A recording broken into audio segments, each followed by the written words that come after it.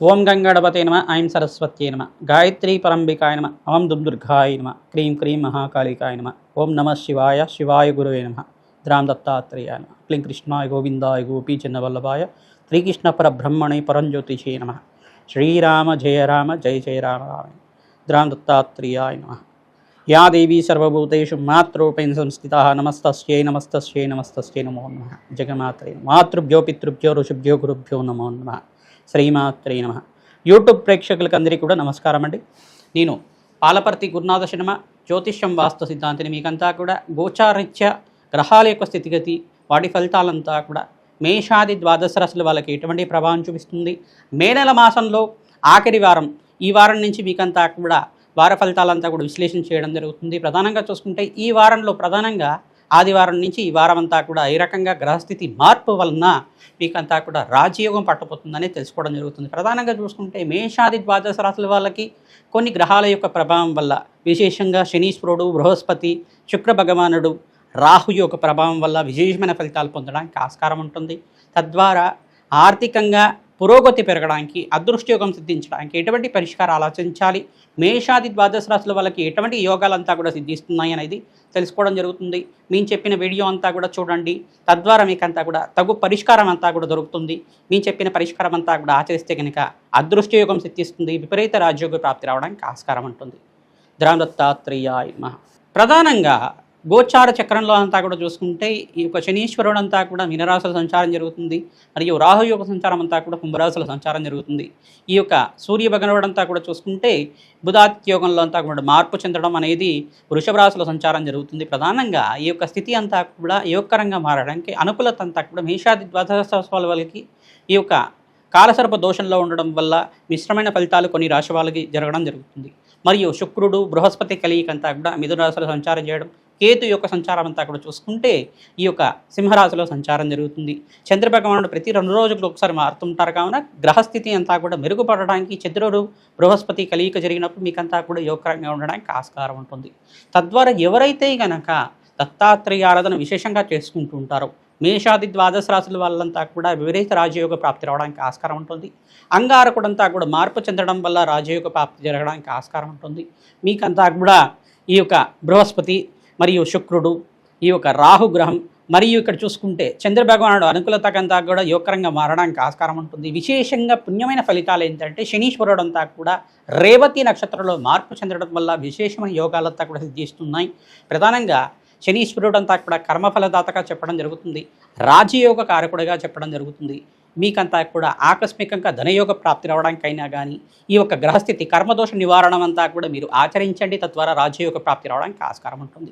ప్రధానంగా దూర ప్రయాణాలు చేయడం వల్ల లాభాలు సిద్ధించడానికి కానీ, ధనధాన్యాది సమృద్ధి కోసం మీరంతా కూడా నూతన వ్యాపారంలో పెట్టుబడి పెట్టుకోవడం వల్ల లాభాలు గణించడం కానీ, స్థానచలనం జరగడం కానీ, ఉద్యోగంలో మార్పు చెందడం వల్ల నూతన ఉద్యోగాలంతా కూడా సిద్ధించడం కానీ జరుగుతూ ఉంటాయి. ప్రధానంగా ఈ గ్రహస్థితి అంతా కూడా మేషాది ద్వాదశ రాశుల వాళ్ళకు ఉంది. కావున మేము చెప్పిన పరిష్కారం అంతా కూడా ఆచరించండి. తద్వారా రాజయోగ ప్రాప్తి రావడానికి ఆస్కారం ఉంటుంది. మీనరాశి జాతకులకి మే నెల మాసం ఆఖరి వార ఫలితాల్లో భాగంగా వార ఫలితాలంతా కూడా ఈ వారం ఎటువంటి గ్రహాలంతా కూడా అనుకూలతగా ఉంది, ఏ గ్రహ దోషాలంతా కూడా ప్రభావం చూపిస్తున్నాయో తెలుసుకోవడం జరుగుతుంది. మీనరాశి జాతకులకి గోచారీత్య ఏలినాటి శని ప్రభావం ప్రబలంగా ఉంది. కావున ప్రతినిత్యం కూడా వెంకటేశ్వర స్వామి వారి ఆరాధన చేసుకోవడం, ప్రధానంగా వెంకటేశ్వర స్వామి వారికి ప్రీతికరంగా వజ్ర కవచాన్ని పారాయణం చేయించడం వల్ల అదృష్టయోగం సిద్ధించడానికి ఆస్కారం ఉంటుంది.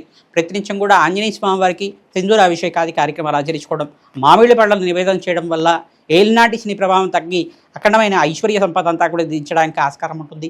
కేంద్ర స్థానంలో విశేషంగా శుక్రుడు, బృహస్పతి కలయిక అంతా కూడా జరిగింది. కావున రాజ్యాధిపత్యం లభించడానికి ఆస్కారం ఉంటుంది. విశేషంగా వృత్తిలో మార్పు చెందడం కానీ, అనుకోని సంఘటన వల్ల మీకంతా కూడా ఉద్యోగంలో ప్రమోషన్స్ రావడం కానీ, విశేషంగా ఎవరైతే కనుక రాజకీయంగా ఉన్నత పదవులు సిద్ధించడం కానీ జరుగుతుంటాయి. మీనరాశి జాతకులకి శుభకర వ్యయం అనేది సూచనప్రాయంగా చెప్పడం జరుగుతుంది. శుభకార్యాల కోసం ఖర్చులు విపరీతంగా పెరుగుతుండడం కానీ, నూతన వ్యాపారంలో పెట్టుబడి పెట్టుకోవడం వల్ల లాభాలు గణించడం కోసం మీరంతా కూడా ఖర్చు విపరీతంగా పెడుతూ ఉండడం కానీ, ప్రధానంగా గృహయోగం కోసం అంతా కూడా ఖర్చులు విపరీతంగా పెడుతూ ఉండడం కానీ, ఇన్వెస్ట్మెంట్ కోసం లాభాలు గణించడానికి ఖర్చులు విపరీతంగా పెరుగుతూ ఉండడం కానీ జరుగుతూ ఉంటుంది. ఇటువంటి ఖర్చులు విపరీతంగా పెరుగుతుండగా మీకంతా కూడా కర్మదోష కారణంగా చెప్పడం జరుగుతుంది. తద్దోష నివారణార్థం మీరంతా కూడా అన్నదానం చేయడం, గోమాత సేవ చేసుకోవడం మాత్రం చేత, గోమాతకంతా కూడా పచ్చిక తెలకపిండి గ్రాసాన్ని సమర్పించడం మాత్రం చేత అదృష్టయోగం సిద్ధించడానికి ఆస్కారం ఉంటుంది. హనుమతే శ్రీరామదూతాయ నమః నామాన్ని జపాన్ని ఆచరించండి. ప్రధానంగా వీరంతా కూడా శుక్రుడికి, బుధ భగవానుడికి, అంగారకుడికి, రాహుగ్రహానికి, శనీశ్వరుడికి, బృహస్పతికి అంతా కూడా జపము దానాది కార్యక్రమాలు ఆచరించుకోవడం వల్ల అఖండ ఐశ్వర్య సంపదనంతా కూడా సిద్ధించడానికి ఆస్కారం ఉంటుంది. మహాలక్ష్మీదేవి ప్రీతికరంగా ఈ యొక్క తులసి మాలను సమర్పించడం మరియు శ్రీ సూక్త విధానంగా లక్ష్మీ కుబేర శాంతి సమాధి కార్యక్రమం ఆచరించుకోవడం, తామర పూలతో అమ్మవారిని అర్చించడం మాత్రం చేత అదృష్టయోగం సిద్ధిస్తుంది. తామర పూలతోటి అమ్మవారికి విశేషంగా శ్రీ సూక్త విధానంగా లక్ష్మీ కుబేర శాంతి సమాధి కార్యక్రమాలు మూలమంత్ర సహితంగా అంతా కూడా ఆచరించడం వల్ల అఖండ లాభాలు గణించడానికి ఆస్కారం ఉంటుంది. హనుమతే శ్రీరామదూతాయ నమః నామాన్ని జపాన్ని ఆచరించండి. ఏలినాటి శని ప్రభావంలో ఉన్నారు కావున శని భగవాన్ ప్రీతికరంగా తైలాభిషేకం చేయడం, తిలలు దానం చేసుకోవడం వల్ల, కూష్మాండ దానం చేయడం వల్ల అదృష్టయోగం సిద్ధిస్తుంది.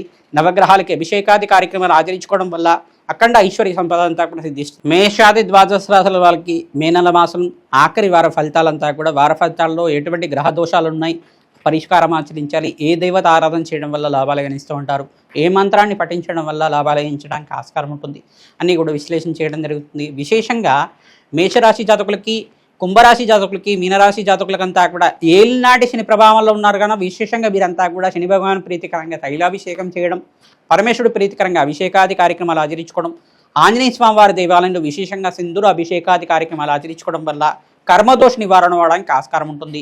ప్రధానంగా శ్రమ అధికంగా ఉంటుంది, శ్రమతో కూడిన సంపాదన పెరుగుతూ ఉంటుంది. అదృశ్యయోగం కూడా సిద్ధించడానికి శుక్రుడు బృహస్పతి కలిగి వల్ల వారాంతాల్లో మంచి శుభవార్త వినడానికి ఆస్కారం ఉంటుంది. శుభకర వ్యయాలంతా కూడా జరగడానికి ఆస్కారం ఉంటుంది. శుభకార్యాల కోసం ఖర్చులు విపరీతంగా పెరగడానికి ఆస్కారం ఉంటుంది.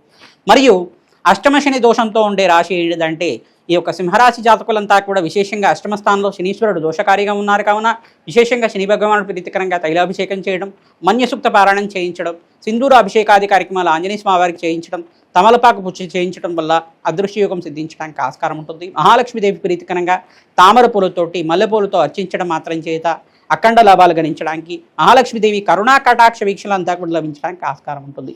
ప్రతినిత్యం కూడా వెంకటేశ్వర స్వామి వారి ఆరాధన చేయండి, అఖండ ఐశ్వర్యం అంతా కూడా సిద్ధించడానికి ఆస్కారం ఉంటుంది. కావున ఈ పరిష్కారం అందరికీ కూడా చెప్తున్నాం. విశేషంగా మరియు కన్యారాశి జాతకులకంతా కూడా సప్తమ స్థానంలో శనీశ్వర సంచారం జరుగుతుంది. సప్తమ దృష్టి అంతా కూడా రాశి మీద పడుతుంది. కావున శనీశ్వర దోష నివారణార్థం మీరంతా కూడా అన్నదానం చేయడం, ఈ యొక్క పేదవాళ్ళకంతా కూడా అన్నదానం చేయడం, ప్రధానంగా అనాథాశ్రమంలో అన్నదానం చేయడం వల్ల అఖండ ఐశ్వర్య సంపదాలంతా కూడా సిద్ధించడానికి ఆస్కారం ఉంటుంది. విశేషంగా గోమాత సేవ చేయడం వల్ల కర్మదోష నివారణ అవడానికి ఆస్కారం ఉంటుంది. హనుమతే శ్రీరామదూతాయ నమః నామాన్ని జపాన్ని ఆచరించండి, అదృశ్యయోగం పట్టడానికి ఆస్కారం ఉంటుంది. ప్రధానంగా శనీశ్వరుడు అంతా కూడా దృష్టి పడింది కావున ప్రబలంగా ఉంటుంది. కర్మదోష నివారణ కోసం ప్రతినిత్యం కూడా దత్తాత్రేయ ఆరాధన చేయండి, శని భగవాన్ ప్రీతికరంగా తైలాభిషేకం చేయడం, ఆంజనేయ స్వామి వారికి అభిషేకాది కార్యక్రమాలు ఆచరించుకోవడం, వెంకటేశ్వర స్వామి వారికి తులసిమాల సమర్పించడం వల్ల అదృష్టయోగం సిద్ధిస్తుంది. మరియు ధనస్సు రాశి జాతకులకంతా కూడా అదృష్టయోగం పట్టబోతుంది.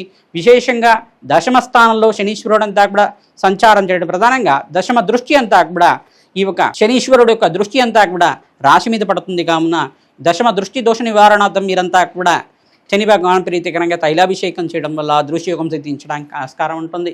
విశేషంగా చతుర్థ స్థానంలో శనీశ్వరుడు సంచారం అంతా కూడా జరుగుతుంది. కావున తద్దోష నివారణార్థం అర్ధాశ్రమ శని దోష నివారణార్థం తిలలు దానం చేసుకోవడం, తైలాభిషేకం చేయడం వల్ల అదృశ్యయోగం సిద్ధించడానికి ఆస్కారం ఉంటుంది. నవగ్రహ శాంతి హోమాది కార్యక్రమాలు ఆచరించాలి, తద్వారా లాభాలు గణించడానికి ఆస్కారం ఉంటుంది.